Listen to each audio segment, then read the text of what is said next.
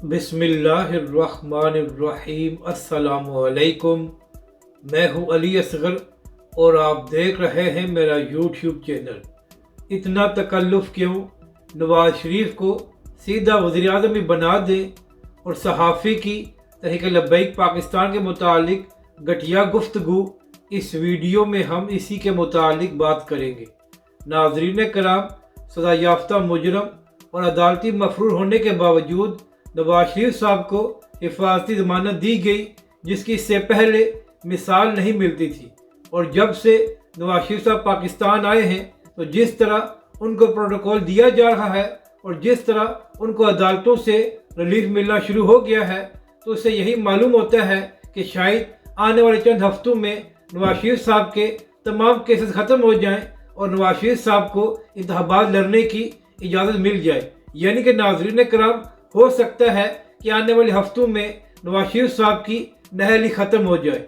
तो यहाँ पर अर्ज़ ये करनी है कि अगर फैसला कर लिया गया है कि आने वाली हुकूमत नून लीग की होगी और वज़ीर-ए-आज़म नवाज शरीफ साहब होंगे, तो सीधे सीधे इंतखाबात कराएं और नून लीग की हुकूमत बनाएं, ताकि कम अज़ कम पाकिस्तानी अवाम की इस सारे ड्रामे से जान छूट जाए। जब सारे फैसले हो चुके हैं तो फिर इंतखाबात कराए जाएं, ताकि पाकिस्तानी अवाम को भी कुछ रिलीफ मिले और आगे से ये ड्रामे बंद हो जाए। क्योंकि नाज़रीन कराम, जिस तरह नून लीग और नवाज शरीफ के लिए हालात पैदा किए जा रहे हैं, उससे यही मालूम होता है कि आने वाले इंतखाबात में क्या होगा। यही वजह है कि नून लीग की इत्तेहादी पीपल्स पार्टी भी अब ये बातें करना शुरू हो गई है कि नून लीग के लिए हालात को ठीक किया जा रहा है, जबकि दूसरी जानब इमरान खान और तहरीक लब्बैक पाकिस्तान के भी इसी किस्म के बयानात आ रहे हैं कि एक मुजरम को रिलीफ देने के लिए सारा निज़ाम एक्सपोज हो गया है।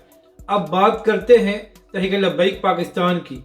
तो नाज़रीन कराम, कल सुप्रीम कोर्ट से एक फ़ैसला आया था कि सिविलियंस का फ़ौजी अदालतों में ट्रायल नहीं हो सकता।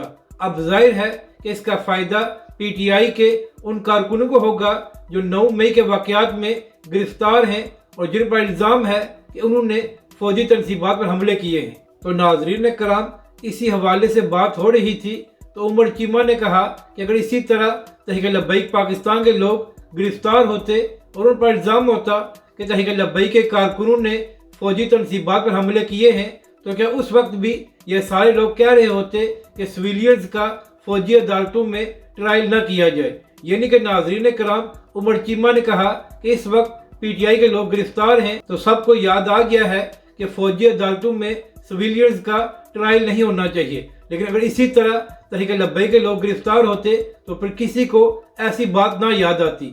तो इसी हवाले से बात करते हुए एजाज सैयद, जो खुद को सहाफ़ी कहते हैं, उन्होंने कहा कि आप तहरीक लब्बैक के कारकुनों का आम लोगों से मुवाजना ना करें। यानी कि नाज़रीन कराम, एजाज सैयद का कहने का मकसद ये था कि तहरीक लब्बैक के लोग कानून को हाथ में लेते हैं और वो शिद्दत पसंद हैं, तो लिहाजा आप तहरीक लब्बैक के कारकुनों का आम कारकुनों से मुवाजना न करें। तो एजाज सैयद साहब, कम अज़ कम आपको मालूम होना चाहिए कि इमरान खान की हुकूमत में तहरीक लब्बैक पाकिस्तान के 50 से ज़्यादा कारकुन शहीद और सैकड़ों कारकुनों को ज़ख्मी किया गया, मगर इसके बावजूद तहरीक लब्बैक पाकिस्तान या उसके कारकुनों ने कानून को हाथ में नहीं लिया। एजाज सैयद साहब, अगर आपको तहरीक लब्बैक पाकिस्तान या हाफिज साउद हुसैन रिजवी से कोई मसला है तो आप तहरीक लब्बैक पाकिस्तान पर तनकीद कर सकते हैं। तो आप कम अज़ कम ऐसे बयानात देकर अपनी सहाफ़त का असल चेहरा ना दिखाएं। चाहे PTI के कारकुन हों या तहरीक लब्बैक पाकिस्तान के, सब बराबर हैं और सब पाकिस्तानी हैं।